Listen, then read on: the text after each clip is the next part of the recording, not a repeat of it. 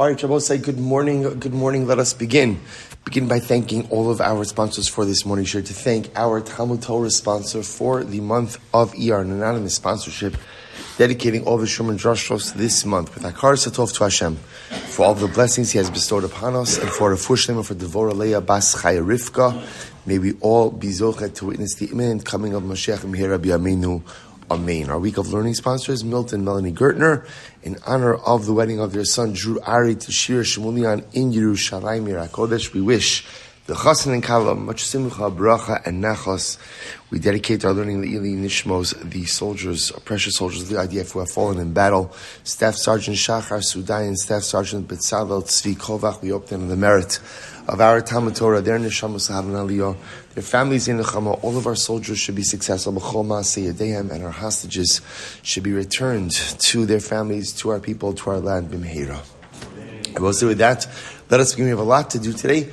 A really fascinating daf ahead of us. Today's daf is Tzadik 90. We are picking up on the bottom of Pei Tesla, base 89b, literally the last line. Good run last couple of days, Baruch Hashem. So we are picking up TORAH. So today, very interesting, we're going to transition a little bit to a discussion about the halacha of lo sachsom, about not muzzling an animal when it does its work. So the Gemara says as follows: TORAH, paros merachsos betuah. Now we'll say, we're going to see very interesting. So literally again, the way we translate this is animals, all right, cows, that are threshing on grain. Now Rashi points out over that this is a different kind of case. Look at the last Rashi. Hamrachsos betuah, sheshorin seorim b'mayim, umiyavshin osam b'tanor. So we'll say the case where is as follows. You take barley, you go ahead and you soak the barley in water. After doing that, you go ahead and you dry it out in an oven. V'dashin osam beparos lahasar klipasan v'hu chushla. And we'll say then after that, after you dry out the barley, then you have animals go ahead and walk over the barley in order to go ahead and separate out the chaff. So this is a different kind of case because remember, whereas under normal circumstances, the way that threshing is done is you harvest, you let it dry out a little bit, and then you have the animal go ahead and trample over it. This case is different because already the grain itself has been prepared. The barley itself has been it's been soaked, it's been dried out, so it's much further along in its process. You're going to see why this is important in just a little bit. So that's case one. Rachsos betuah, top of Tzadik 90a. V'hadoshos b'truma, or for that matter, you go ahead and you have animals that are threshing in grain, right, for truma grain, umaiser. So we'll say, so here's what's interesting. So the halacha is, the Gemara says as follows: if you go ahead and you have an animal that is threshing this advanced barley again means it's already been soaked, it's been dried out in the oven, and now you're threshing it again afterwards. Or for that matter, you have grain that is truma or meiser. If you muzzle your animal, you're not in violation of lo sachsom. Right? Now remember again, generally there's a biblical prohibition of sachsom sharbedisho. You can't go ahead and muzzle the animal when it's threshing. If halacha lemaisa, you're threshing any type of this produce, you're not in violation of lo sachsom. Now we'll say, now let me just tell you the logic of it, and then in Meretz Hashem we'll see it out a little bit more. The idea that Gemara is espousing is like this: the prohibition of lo sachsom sharbedisho is only when the animal is threshing, right? Either grain in its very early stage, or grain that belongs to a regular person, not grain that's kodesh, right? So therefore, again, when the barley is more advanced, there's no prohibition. Or, for that matter, when the grain itself is truma or meiser, that's not called your grain. That's called the Beis Hamikdash's grain, and therefore, again, technically speaking, there's no problem of muzzling the animal. Okay. Aval, however, again, mipnei maras ha'ayin mevi bul me'usahamin v'tolala betraskalin shevapiyah. What's the problem? The problem is maras ha'ayin, right? So what's the maras ha'ayin? The maras ha'ayin, remember again, maras ha'ayin means that you could have something that technically is legal, but it doesn't look right. It doesn't look right. So because of maras ha'ayin, because it doesn't look right, if you go ahead and you have the animal muzzled, then what? Then halacha l'maisa.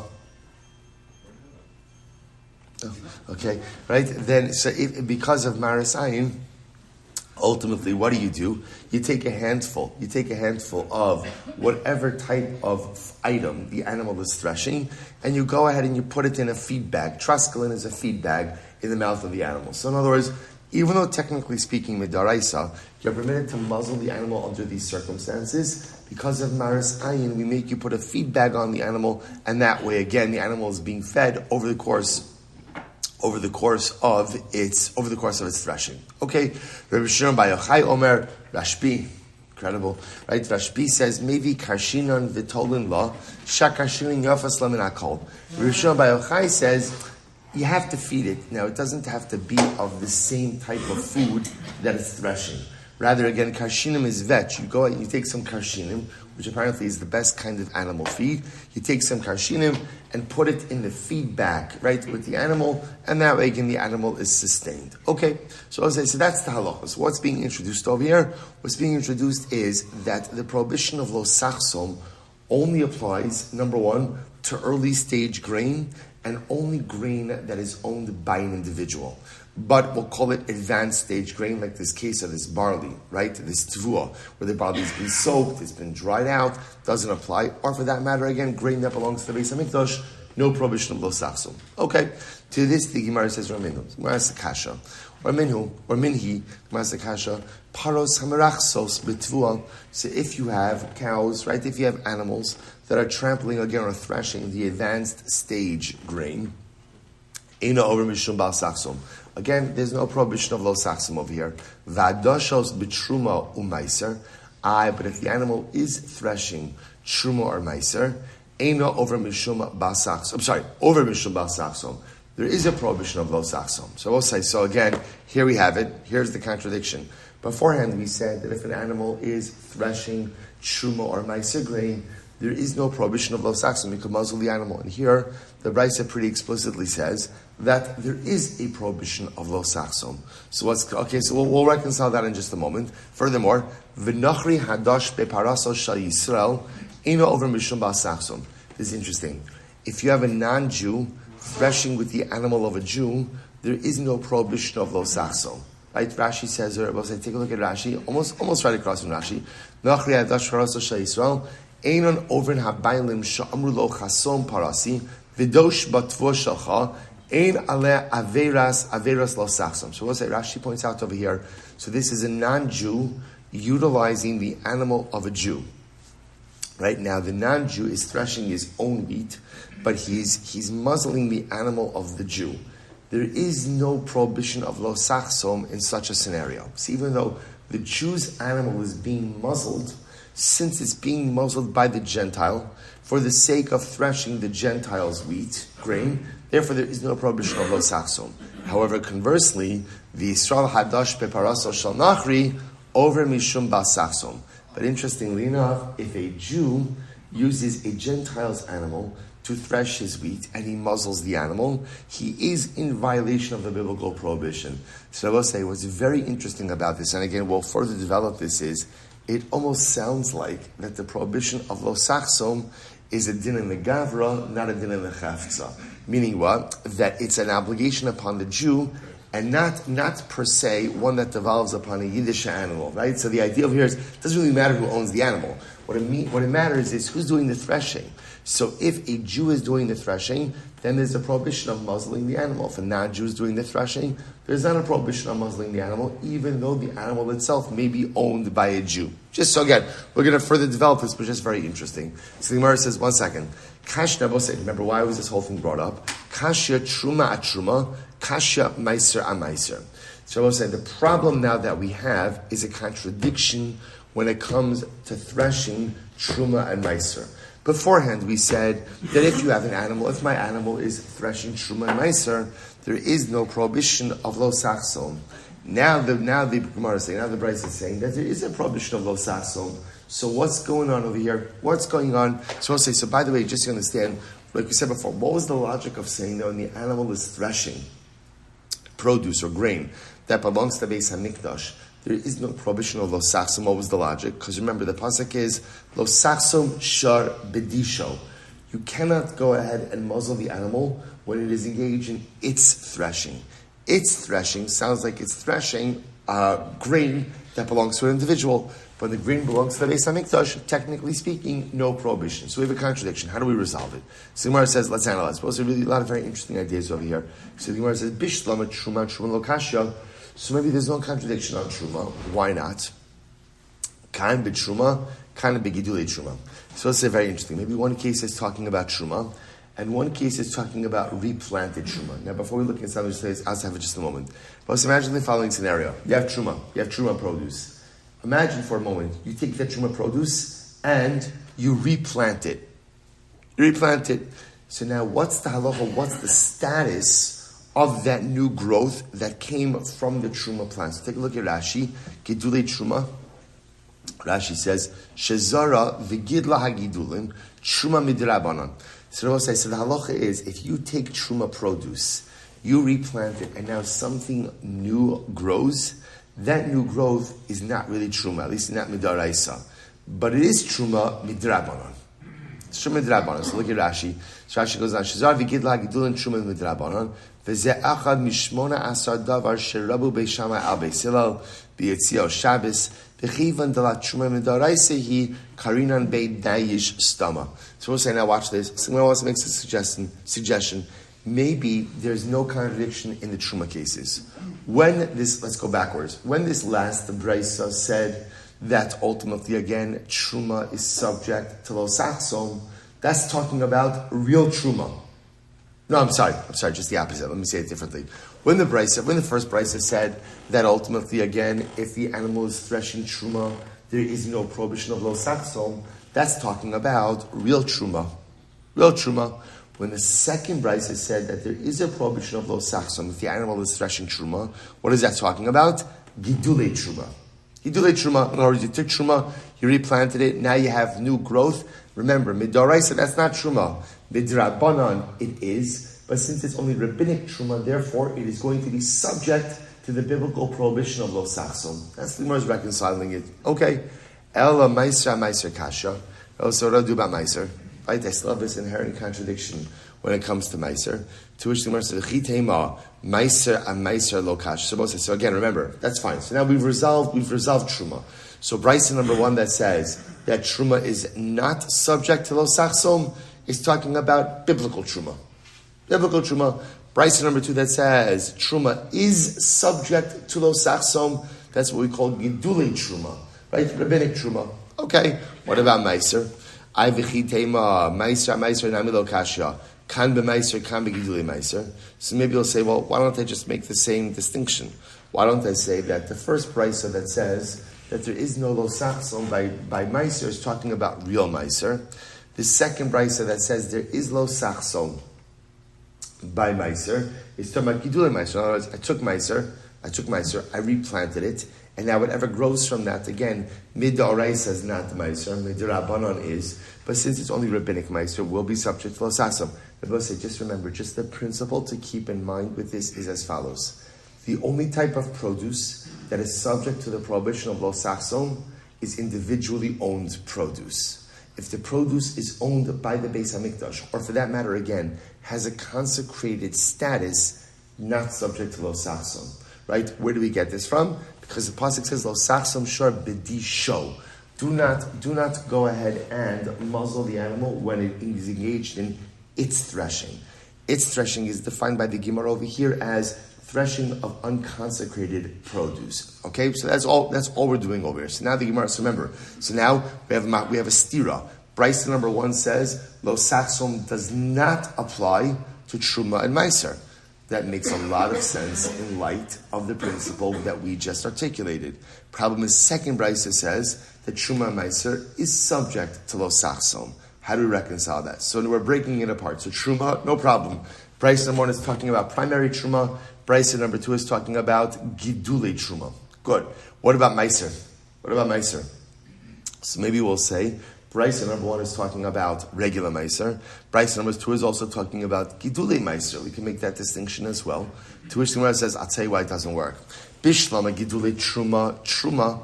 So we'll say, remember again, I understand when we say if you take truma and you replant it, that offshoot or that new growth, that's also considered to be truma, at least midrabanan. Ele gidulei meiser chulininu. We'll say here's the problem, chulininu. However, we'll say the halacha is that if you take meiser and you replant meiser, that growth is chulin. That growth is chulin.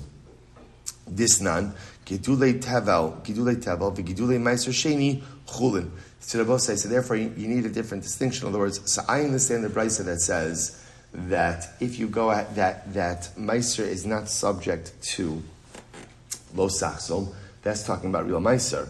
But the brisa that says that halacha l'maisa, meiser is subject to lo sachsom. Well, so what's the case? It can't be gidulei meiser. It can't be that you're replanting meiser because everyone agrees that gidulei meiser is chulin, is totally unconsecrated property. In which case, of course, it is subject to lo sachsom. Ella lo kasha. Listen to this. Ha b'meiser rishon, ha b'meiser rishon, ha b'meiser sheni. So this is interesting. So maybe the brisa that says that ultimately again it's asur is meiser rishon, and the brisa says that it's mutter is talking about meiser sheni. All right. So the Gemara says vi b'isema ha v'ha b'meiser sheni, and I will say maybe again they're both dealing with meiser sheni. V'lo kasha ha Rabbi Meir ha Rabbi Yehuda. So we'll say maybe it's reflecting of two different opinions. What are the two different opinions? Here we go. Rabbi Meir da Amar meiser mamon gavohu. Because Rabbi Meir is of the opinion that meiser is considered to be mamon gavoah. So we'll say Rabbi Meir holds that meiser in general is considered to be consecrated property. Rabbi Yehuda da Amar meiser sheni mamon hedyotu. So we'll say fundamental machlokes. We've seen this many times before actually, about this general status of meiser sheni, right? Because meiser sheni is unique in that you get to consume it, but you have to consume it in Yerushalayim. So what's its status? Does it have the status of mamon gavoah? Is it considered to be consecrated, or is it considered to be mundane? And I will say, now understand that machlokes has high stakes over here. Why? Because if it's considered to be consecrated, then it's not subject to lo sachsom. But if it's not considered to be consecrated, then it is subject to lo sachsom. So the Gemara says, Heichi dami, what's the case? Fine. So the Gemara says, fine. Seichi dami, what's the case? So the Gemara says, Kigon. So now we'll say, now, okay, so let's pause here for just a second. So now what we've effectively done is as follows. Here's what we know. Let's espouse, or let's go over the points that we know, right? We know that there's a prohibition of muzzling your animal when it threshes, number one. Number two, what the principle that's coming out over here is that prohibition only applies when? Privately held grain. Right? But if it's consecrated grain, the prohibition simply does not apply. All right, we also had a stira, right? Again, one brisa says it applies by Truma Meiser, one brisa says it doesn't apply by Truma Meiser. Okay, so we resolve that in a variety of different ways. Now the Gemara is taking a step back. He says, whoa, I don't understand something. The Gemara says, Heichi dami, what's the case? Now, what does it mean, what's the case? So the Gemara says, Heichi dami. Now Rashi says, Rashi says, Delehave meiser kodem disha. Now watch this. We're talking about a case over here of where the animal is threshing meiser grain, right?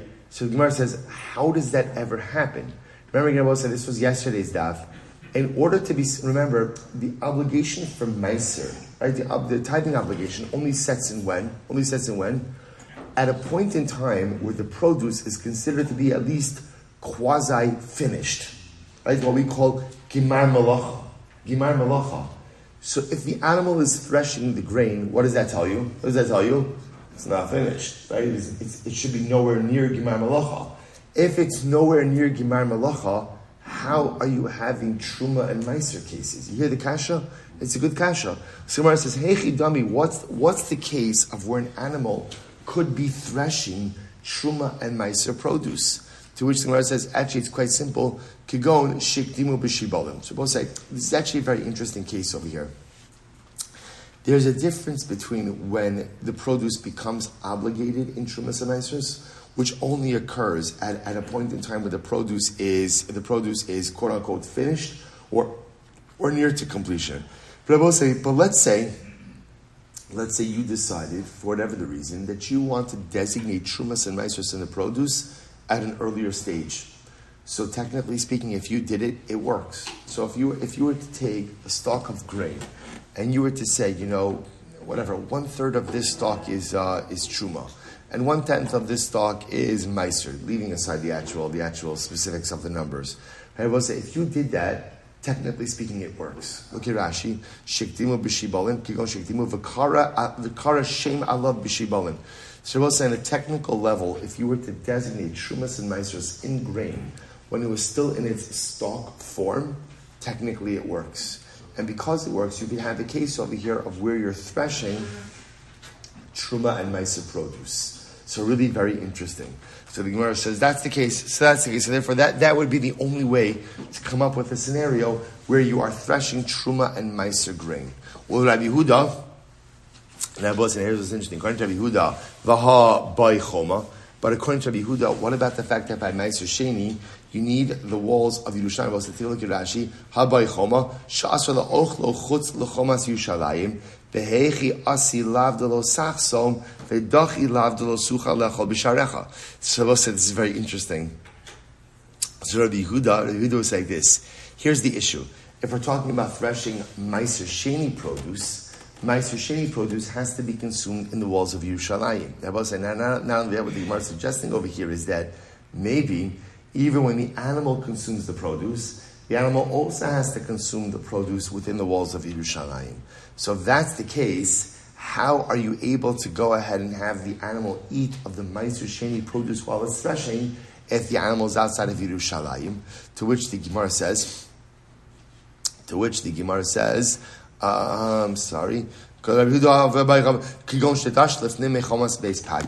case of here is where the animal is literally threshing, again within the walls of Beis Pagi. Rashi points out over here, Beis Pagi was Hekif Chitzon Shel Yerushalayim Shel Sifu Alav. So Beis Pagi apparently was an extension of Yerushalayim itself. So the Gemara essentially answers, it's a case where the animal is threshing in Yerushalayim. Okay. Ibai Sema Lo Kasha, the other contradiction, the other possibilities. It's not a question. Kan b'meiser vadai, kan b'meiser demai. Alright, so I'll say it's very interesting. Maybe the other possibility is, one case is talking about meiser vadai. So I'll say, when it's meiser vadai, ultimately again, that's when there is not going to be a prohibition of lo sachsom, or the other case is talking about meiser demai, and the meiser demai, ultimately again, first of all, there may not be there would be a lo sachsom, but Allah l'maisi, you could also do it outside of Yerushalayim. Okay, Rashi says meiser demai to lesse elim midrabanon halokech me amaret shechayvu lahafresh meiser sheni ala safek ulalos Yerushalayim. Shabbos, remember again, demai in general is produce that you bought from an amaretz that is subject to additional tithing midrabanon. Okay, so Gemara says, well, one second. Hashada asas lahachi. Now that you've come to this, the Gemara says, truma at truma nami lo kasha. There won't be a contradiction between truma and the two brises. Why not? Kan b'trumas vadai, kan b'trumas demai. So Rabbi said this helps to reconcile the previous question as well. What was the previous question, Rabbi? So remember again, the previous question, top of the Amud, with that contradiction in brises. One brisa said that when you thresh truma, it is subject to lo sachsom, and one says that it's not. So how do you reconcile that? Twitch the Gemara said, maybe this is it. Maybe the brisa that says that there is no lo sachsom by truma is talking about real truma, versus the brisa that says that there is lo sachsom is talking about what? Truma of demai, which is really only truma midrabanon. So because truma midrabanon, it will be subject to lo sachsom. Okay. To which the Gemara says, "Bishlama meiser demai ika ela trumas demai miika." Shabbos said, "This is fascinating." Now I understand why there is meiser of demai, right? But is there really such a thing as truma of demai? Now remember again, what's demai? Demai is produce that you purchase from an amaretz. What's the concern? That he did not properly tithe. So the Gemara says the concept of demai only ever applied to meiser, never applied to truma. Why not? I will say this is fascinating historical brisa. Vatanya we learned afhu bitel es havidui. So I will say he also, who's the he? Rashi points out over here Yochanan Kohen Gadol. Yochanan Kohen Gadol was mevatel the vidui meiser. Now, what is this? Take a look at Rashi. Bitla savidui shal meiser va'afidu shal chaverim she'in lomar bi'arti akodesh min abayis v'gam nasativ lalevi lefi shelo hayu nosten meiser rishon lalevi kil chaso v'rachmana amar leleviim v'kansinhu Ezra v'tziva l'sit l'kan. Okay, so we'll say an interesting piece of historical information. So watch this. When Ezra brought back the Jews to rebuild the second Beis Hamikdash. So remember, again, he put out a call to Babylonian Jewry. Now, to begin with, only a fraction of Babylonian Jewry returned. That's number one. There was one segment of the population noticeably missing, which were Leviim. Leviim did not return. As a result, Ezra penalized them. What was the penalty? Ezra took away their Meiser Rishon. Took away their Meiser Rishon and gave it to the Kohanim. So now, watch this. So now, as a result, there's a concept of Vidui Meiser. Vidui Meiser says that at certain intervals during the agricultural cycle, you make this confession. And what's the confession? I have given away all of my tithes, and in that confession it says I've given it to the Kohanim, I've given it to the Leviim. So now Yochanan Kohen Gadol, who was the Kohen Gadol during times of the second Beis Hamikdash, went ahead and said, we're no longer saying this. Why? Because it's no longer true. What's no longer true? We're not giving Meiser to the Levi. So because we're not giving Meiser to the Levi, you can't make this statement. You can't make this statement. So Rabbi says, so therefore again, so he went ahead, so let's just go back. So V'gazar afu bita savidu. So number one, Yochanan Kohen Gadol did a couple of things. Number one, he was mevatel vidui Meiser. We're no longer going ahead and making this confession because we can't. It's not true. We're not giving Meiser to the Leviim anymore, therefore he can't make the confession. That's number one. The Gazar ala Dmai. And I will say furthermore, Yochanan Kohen Gadol was the one who instituted Dmai. He instituted this need that when you purchase produce from an Amma Aretz, you have to retithe your produce. Why? What happened? Lefi sheshalach b'chol gvul Yisrael, because Yochanan Kohen Gadol, he put out feelers, amongst the population of Eretz Yisrael. And what happened? V'rash lo hayu mafrishin el truma gedola bilvad. Very interesting. He will say that people were makbid to separate out truma, but that was it. So therefore, again, he decreed that halacha l'maisa, when you purchase produce from an Amma Aretz, you have to what? You have to retithe it. Now I will say, but here's what's interesting. The din of Dimai only applies to Meiser, doesn't apply to Truma, because even Amma Aretz, we're taking Truma. So what that means is, when you purchase produce from an Amma Aretz, you don't have to take Truma again. You don't have to take Truma. What you have to take out of it is Meiserus. So therefore, if you want to reconcile the contradiction of the Braisos by saying one is dealing with actual Meiser, one is dealing with Meiser of Demai, that's fine.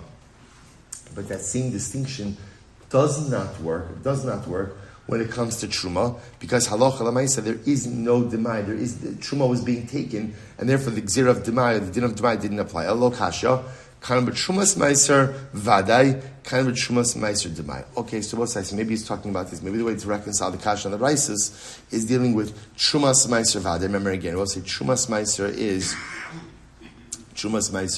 is that when the Levi gets his portion of Meiser, he has to separate out Truma to the coin from his portion. So maybe one is talking about Trumas Meiser Vadai, which would not be subject to Lo Sachsom, and one is talking about Trumas Meiser of Demai, which would be subject to Lo Sachsom. Okay, so we'll say, so fine. So we'll say, so bottom line, that's the end of that sugya. So again, what are the takeaways? Once again, the same takeaways as I said before. Number one, the prohibition of Lo Sachsom only applies to privately held grain. Just remember that point. That's it. Only applies to privately held, individually owned grain. What does it not apply? It does not apply to Truma and Meiser. How are you ever going to have a case of an animal threshing Truma and Meiser when the din of Truma and Meiser is only triggered by a further state of development in the grain way past threshing? What's the answer? The answer is someone jumped the gun and he designated grain as or he designated Truma and Meiser in the actual stalks. And if you do that, you're not obligated to do that. But if you do that, it works. And therefore, again, if an animal is threshing grain of Truma and Meiser, you're allowed to muzzle the animal. The prohibition of muzzling doesn't apply. Why not? It's a technicality. Lo sachsum shar bidisho. You can't muzzle the animal when it's muzzling its grain. It's grain, privately held grain, not consecrated grain. That's it. Now, I'll say now a whole bunch of distinctions. There could be cases where the prohibition of muzzling would apply. For example, in any of these cases where truma and meiser is going to be midrabanan. Okay, another interesting historical fact. Times of the second Beis Hamikdash, Ezra penalized the Leviim. They did not come back to the Beis Hamikdash. They lost their meiser. As a result, Yochanan and Kohen Gadol went ahead and negated vidui meiser, so there's no longer a confession that was done when separating out Trumas and Meisers. And the Matir said he made Demai. That's his other enactment. He saw people were not tithing, therefore he said if you purchase produce from an Amma Aretz, you have to retithe it. But interestingly enough, everyone was makbid on what? Truma. So therefore, if you bought produce from an Amma Aretz, you never had to separate Truma again. All you have to do is separate out Meisers. Incredible. We'll say really interesting case here. Boy, we name Rav Sheshes. Haiso chales umasrezes mahu. All right, we'll say, watch this. Let's say the animal is threshing, but the animal is ill. So what ends up happening? The animal eats and it has diarrhea. So now, what's the shayla? Can you muzzle the animal? Right? Because here we'll say, why am I muzzling the animal? For the benefit of the animal. Right? Obviously the animal's sick, so whatever it's eating is going right through it. It's not in the best interest of the animal to eat. Am I allowed to muzzle the animal in such a scenario? The Gemara says, on one hand, Mishum Damali lahu, Vahalo Malila. On one hand, maybe the Torah says you can't muzzle your animal in general. Why? Because again, it's beneficial for the animal to eat. But in this case, it's not beneficial. Ol Dilma de Chazim Mitztara, Vachazim Mitztara. Or maybe the prohibition to muzzle is what? Maybe the prohibition to muzzle is because if an animal is threshing and working with food and can't eat, that causes the animal tsar. So therefore, again, that causes the animal discomfort. And here, even though the animal is sick, is having this diarrhea, but still, if you muzzle it, it's going to cause the animal tsar. So therefore, you can't muzzle it. So we'll say, see here the shayla. So really, what it's getting down to is the fundamental reason for the prohibition to muzzle. Is it because we say it's beneficial for the animal to eat, therefore you can't muzzle it? Or do we say muzzling it causes the animal pain? Tsar, that it sees food, it's threshing, it's working with food, but yet it can't eat while it works. What's the nafkamina? The nafkamina is where eating is not beneficial to the animal. Right? That would be this case. So again, if you say it's about tsar, you still can't muzzle the animal. But if you say it's about a health benefit to the animal, it's beneficial, then you would be able to muzzle it when eating is detrimental. So what's the answer? So the Gemara says, Amar Luhu Rav Sheshes, Tanisua, we learned this. Rabbi Shimon ben Yochai Omer, Mevi Karshinim V'Tolala Sha Karshinim Yafos La Min HaKol. So we'll say, remember again in the Mishnah, Rabbi Shimon ben Yochai said that if the animal, not in the Mishnah, in the Brisa, Rabbi Shimon ben Yochai said that if the animal is threshing truma or meiser, where technically speaking you are allowed to muzzle the animal. So Rabbi Shimon ben Yochai said, but because of Marasai, what should you do? Bring the animal some food and put it in a feed bag in front of the animal. Right? So what do you see from that? And Rabbi Shimon ben Yochai's logic was, give it vetch, karshinim, because vetch is the best. Shmamina mishum demalila hu shmamina. So what I see from here, that the reason why you can't muzzle your animal is because eating is beneficial to the animal. Therefore, you can't deny the animal that benefit. And they will say, what does that tell you? That therefore, in a case where the eating is not beneficial to the animal, you are allowed to muzzle it. So we'll say, so it sounds like over here from the Gemara, we'll see this in the Rambam in just a little bit, that halacha l'maisa, if the animal is ill, and therefore by eating it, right, it just goes right through the animal and maybe even exacerbates the illness, you would be permitted to muzzle the animal under those circumstances. Okay? Interesting. Ibailuhu. So we'll say, interesting case here. Maushi omer adam lenachri chasom parasi vidoshba. So we'll say, here's the shayla. What is the halacha? Could a Jew go ahead and tell a non-Jew, here, use my animal, muzzle it, and thresh your grain? So we'll say, so am I allowed to give my animal to a nachri, to a non-Jew, and have the nachri muzzle my animal, and he's going to, again, he's not threshing my grain, he's threshing his own grain. So can you give your animal to a Gentile and have the Gentile muzzle the animal for his own use? Mi'aminon, so we'll say, so now watch this. Mi'aminon, ki aminon amir lenachri shvos. So we'll say, maybe the only time we say that instructing a non-Jew to do something that is prohibited is where? The Gemara says, Hanimi le'inyan Shabbos, the Isser Skila. Aval Chasima, the Isser Lav, lo. So it says, maybe we say the only time that it's prohibited to go ahead and... I'm sorry, I said this wrong. I'm giving the Nachri my animal.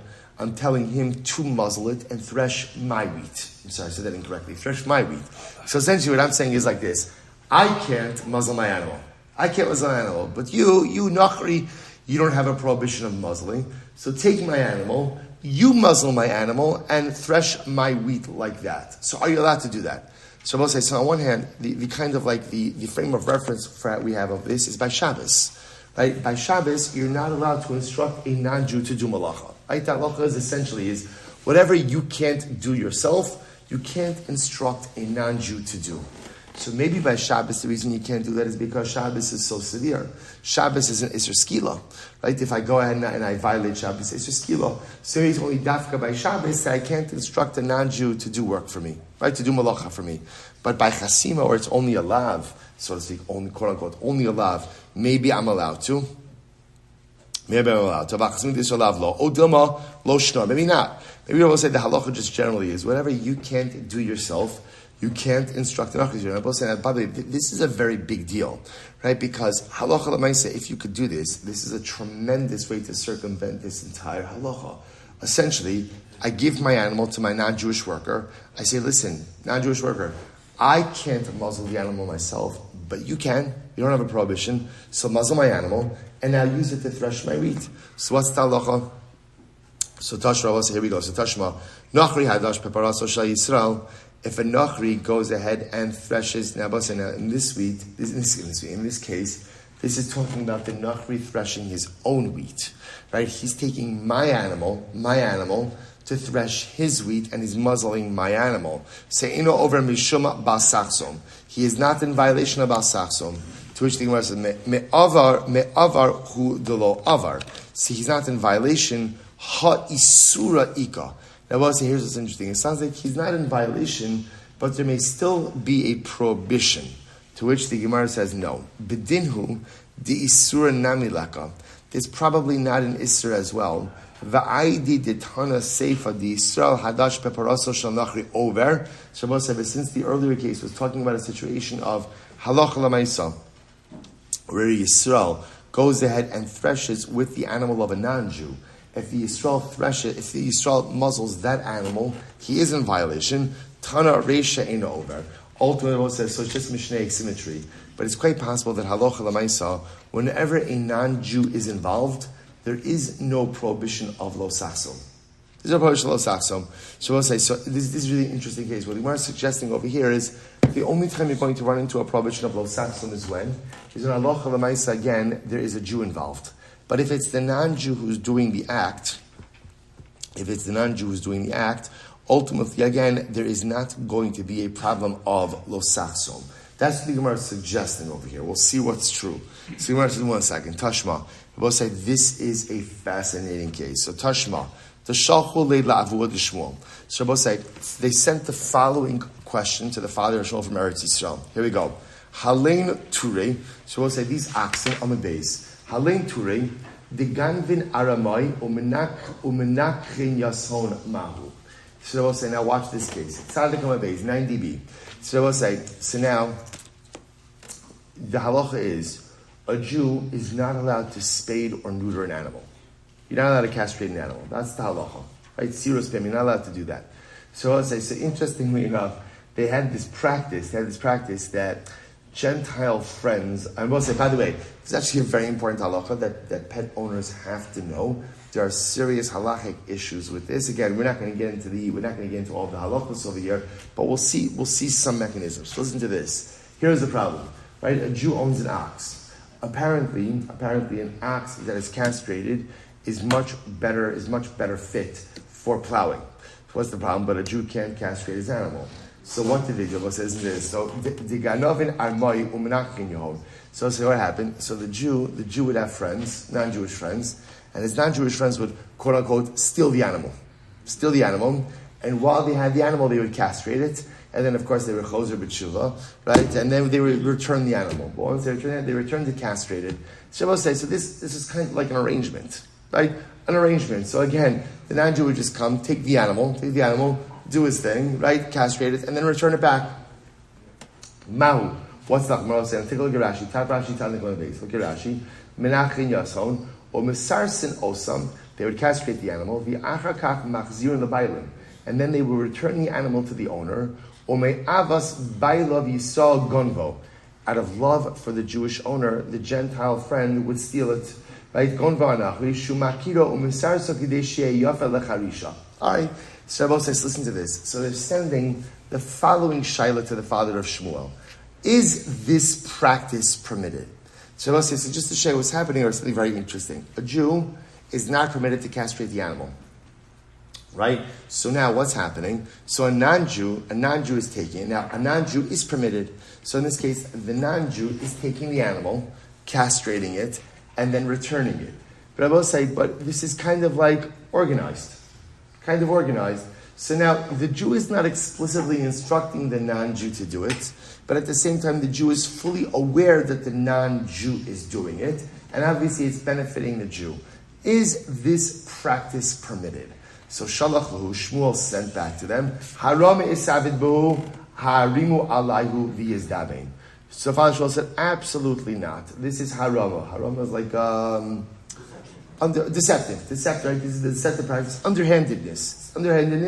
So I was like, you can't do this kind of stuff to circumvent halacha, and therefore again, because he's using some type of subterfuge, therefore again, well, we penalize him. And how do we penalize him? How do you penalize him? He has to sell the animal. In other words, we don't let him get benefit from the animal, we make him sell the animal. Alright, so the Gemara says, so the point is, what do you see from here? It sounds like from here that if you're not allowed to do something, and you in a deceptive way, in an underhanded way, get a non-Jew to do it, that's prohibited. So remember again, what's our question? Our question is, I know that I can't muzzle my ox when it plows my field. So what do I want to do? I want to tell my non-Jewish worker, you muzzle the ox. You muzzle the ox while it plows my field. I'm not doing it, you do it. So the Gemara is bringing this as a raya to show you can't coordinate with the Gentile to circumvent halacha. You're not allowed to do that, and if you do that, we're going to penalize you. So Gemara said, first of all, this is not a good raya. Amra Papa, b'nei ma'arav sabrila kebchitka. This is not a good raya. Let's remember again, this shaila was sent to the father of Shmuel from the Jews of Eretz Yisrael. The Jews of Eretz Yisrael hold like kebchitka. What is it? The Amar b'nei Noach mitzuvin ala sirus. No, Boza, it's totally different issue over here. Totally different issue. The Jews of Eretz Yisrael who sent this message, sent this question to the father of Shmuel, hold like Reb Chidka. Reb Chidka hold that non-Jews are also prohibited to castrate animals. Aziris behema. And therefore, going to both say the act of setting this up, the act of this whole act of setting this up with a non-Jew, is in violation of Lifnei Iver, of placing a stumbling block in front of everyone. Because by setting up this scenario, I'm causing my non-Jewish friend to go ahead and quote-unquote steal the animal and castrate. That's the issue over here. That's the issue. Take a look at Rashi. But it could very well be able to say that in an area of halacha, where a non-Jew is not subject, where a non-Jew is not obligated, this would be totally fine. So therefore, let's take a full circle. So it could very well be the issue over here is that there is a school of thought that says that even non-Jews are not permitted to castrate animals. In which case, when I allow the non-Jew to steal my animal, I am going ahead and placing a stumbling block in front of him. But in the case of muzzling the animal, where everyone agrees there is no prohibition for a non-Jew to muzzle an animal, maybe there is no problem for me to say to him, listen, I can't muzzle the animal, you muzzle my animal and thresh my grain with it.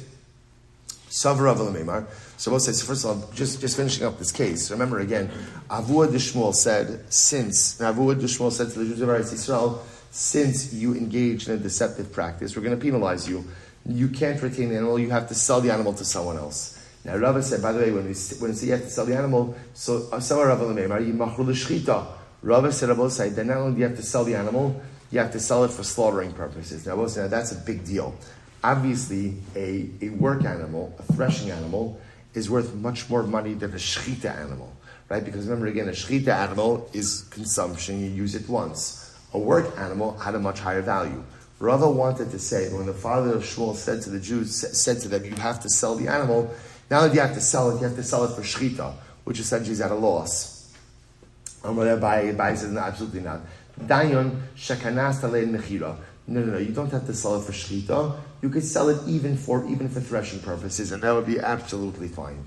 So the Gemara says, Pshita bino gadol ki achar dami. I will say furthermore, when you sell it, who can you sell it to? Obviously, if I do this, in order to say, if I was in violation over here, right, what did I do? I went ahead and I left my animal, right? I left the barn door unlocked, knowing full well that my Gentile friend was going to come in, quote unquote, steal the animal, castrate it, and put it back. So now I've been engaged in a deceptive practice. Now the system is going to penalize me. How does it penalize me? I have to sell it. Now I will say, first, I don't have to sell it for shechita. I can even sell it for plowing, so I can recoup some of my loss. Furthermore, who can I sell it to? I could, of course, even sell it to my adult child, because my adult child is an independent entity, and therefore I'm allowed to sell to him. Bino katan mai. That's interesting. Can I sell it to my minor child? Can I sell it to my young child? Rav Achi aser, Rav Ashi shari. Rav Achi said you're not allowed to. Rav Ashi said you are allowed to. Okay. Meremar umar zutra v'amrli anotre chasidi mechalti adadi. Meremar umar zutra bosai, and others say two other pious men. They would in fact engage in this process. And I will say what they would do is they would go ahead and they would exchange shvarim. So I will say, now what's interesting about that is, sounds like according to that approach, the practice is permitted.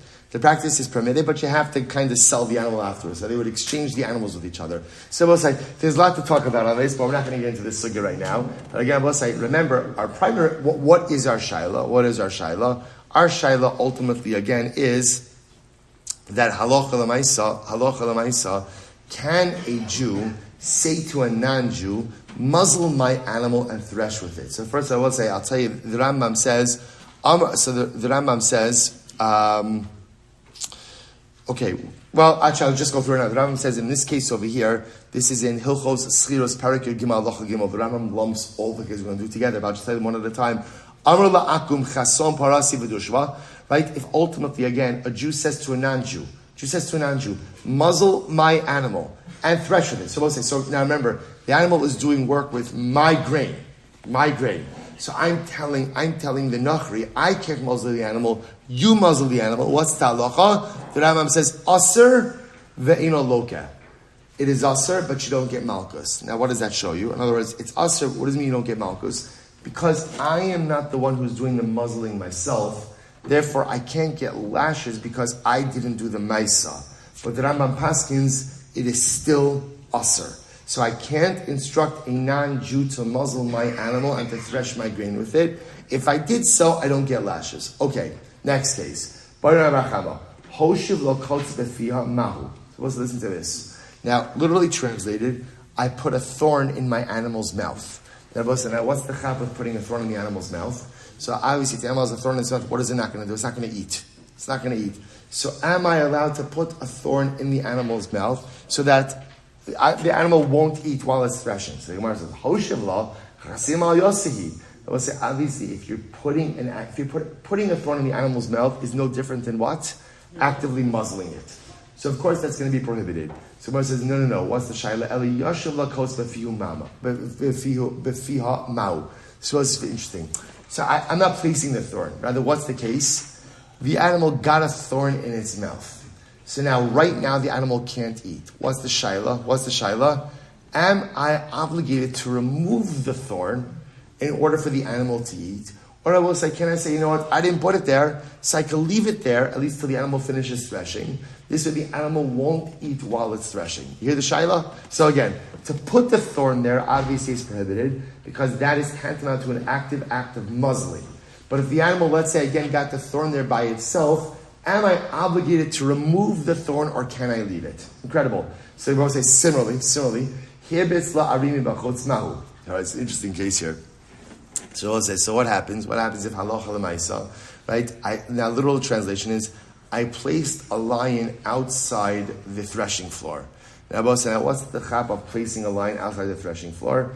So when my ox sees a lion, understandably, it's going to be a bit on edge. right? A bit on edge, right? And therefore, again, what's going to happen? It's not going to eat. So I'm placing my pet lion by the entranceway of the threshing floor so that my animal is going to be too nervous and not eat. The Gemara says if that's the case, if I actively place the lion there, then I will say that is tantamount to actually muzzling the animal. Rather, what's the case? Rather, the Gemara says, Rather, I will say the case over here is where the lion came on its own volition, sat down by the entranceway of the threshing floor. Am I obligated to chase the lion away so that my animal will eat or not? Okay, next. I will say, what happens if I placed the ox's calf right outside the threshing floor? I will say that so apparently when the parent sees the young child close by, the parent's attention is on the young and won't eat. So the Gemara says, Mahu. So Mahu, what's the halacha? Mahu. Or what if the animal was thirsty? So because it's thirsty, it's not going to eat. Am I obligated to give it to drink so that it'll eat? Paras la katbalya al gabe dishamahu. I will say, what happens? Am I allowed to spread a hide over the wheat that is threshing? So I will say, remember again, see here, it's interesting. If I spread a hide over the wheat, the animal will step on the hide. That accomplishes the threshing. But the animal doesn't see the grain underneath the hide, so it's not going to eat. So I will say, see here, the shaila. So there's really two different questions over here. Number one is, if the animal has a condition, essentially, that prevents it from eating, am I obligated to remove the condition or to alleviate the condition so that the animal will eat? That's really number one. And number two is, can I create a scenario where essentially the animal is not going to want to eat? Or is that called lo sachsom? So we'll say all these outstanding questions. Where it says, pashat mi'achada. So let me answer at least one of these questions. The Sanya, Rashai Bala Parla Hariv Paraso, Kadisha Tocha Minadisha Harbe. So listen to this. In general, we'll say if I know that my animal is going to be threshing, this is the opposite case, right? If I know my animal is going to be threshing, I could feed my animal very little that day so that it'll eat the bulk of its meal while it threshes. That's permitted. Kedimar says, Varashai Balabayis Lahatir Pakia Amir Lefnei Behema Kadesh Shalo Tocha Minadisha Harbe. I will say furthermore, what could I do? Before the animal threshes, I could also feed it a lot. Literally, again, I could untie a bundle of hay. In other words, I could pre-feed the animal before it threshes so that it won't have an interest in eating while it threshes. So I will say, Rashi says over here, Pakia Amir, Kashin Shal Shibolan, Sheindosha, Vahaviki, Poris, Katabalia, Fitishu Mel Shari. So what is interesting? Someone wants to suggest that untying a bundle of hay before the animal eats, and therefore it's going to eat all the hay, not want to eat while it's threshing, that's the equivalent of placing a hide over the grain while the animal threshes. In both cases, so to speak, the animal doesn't quote-unquote see the grain that it's threshing. And therefore the Gemara wants to suggest that therefore at least the case of spreading a hide over the grain should be permitted. Tirsi Gemara says, no, the two cases are not the same. Why not? Shiny hasam de ka'achla. I will say the other case ultimately again is different. Why? Because in the case where you're pre-feeding it, it's actually eating. By saying, the other possibilities we'll say is Rashai Balabais Lahatir Pakia Amr Lefei Behema Meikara Kadesh Lo Tochal Parbe Min Hadisha. Ultimately, and I will say furthermore, the other possibility is that Allah Lamaisa, you're allowed to go ahead and at the time of threshing, open up an entire bundle of hay in front of the animal so that it won't want to eat while it's threshing. That's more equivalent to the case of spreading out the hide. So Rabbi say, so how do we pass in all these cases? So listen to this. So the Rambam says as follows. Yashav lakotz b'fiyav v'dashba v'hare eino ochelas. Let's say, the animal got, so case number one, the animal got a thorn in its mouth, right? I didn't put it there, because obviously putting the thorn in its mouth is tantamount to muzzling it. It got the thorn in its mouth, and I didn't take it out, right? Or, or a lion just sat down outside of the threshing floor, or its calf. So again, I didn't put these things there, but they're there. Or the animal is thirsty, and I'm not going in and giving it to drink. Or I went ahead and I placed a covering on top of the threshing. Rabbi saying all of these cases, aser ve'eno loka. We'll say all of these cases, halacha l'maisa, because I didn't do the active muzzling. Therefore, what? Therefore, I can't get malchus for it. However, it's still aser. As also, what you see over here is that really me'ikar adin, Meikar Adin, Halacha L'maisa, where Meikar Adin, where the animal is effectively muzzled, it is my obligation to remove the muzzling force and allow the animal to eat. But if I didn't do so, then as long as I did not create the muzzling, I am not going to get malchus for violation of the law. Right? We're not finished this yet. There's still more to do here. Metzia will continue tomorrow. Shkoyach. All right, Chevron Zoom. Have a great day, everyone.